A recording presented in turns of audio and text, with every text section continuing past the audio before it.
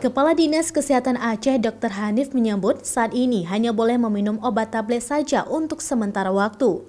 Seluruh jenis obat sirup sementara dilarang untuk digunakan, walaupun obat tersebut sudah mendapat izin edar dan aman untuk dikonsumsi oleh BPOM.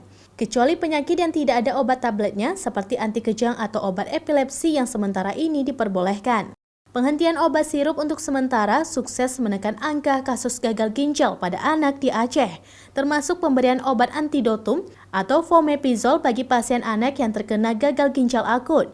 Upaya pencegahan dan penanganan kasus gagal ginjal di Aceh dengan kebijakan itu dinilai berhasil mengendalikan kasus gagal ginjal akut pada anak. Semua sirup sementara tidak boleh digunakan. Walaupun sudah ada yang diperiksa toksifikasinya, ada yang sudah boleh, ada yang tidak.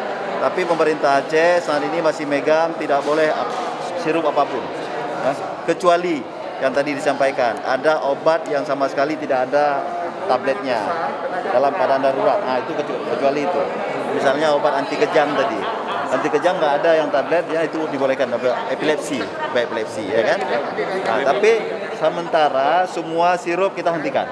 Ya, kita sanksi belum betul, ya. Tapi kita sudah himbau semua fasilitas kesehatan, milik pemerintah, milik swasta, milik siapapun, untuk sementara sirup belum boleh gunakan apapun.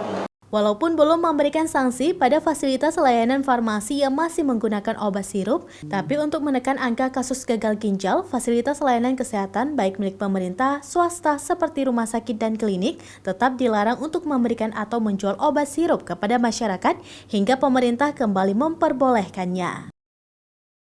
Mustajab, Kompas TV, Banda Aceh.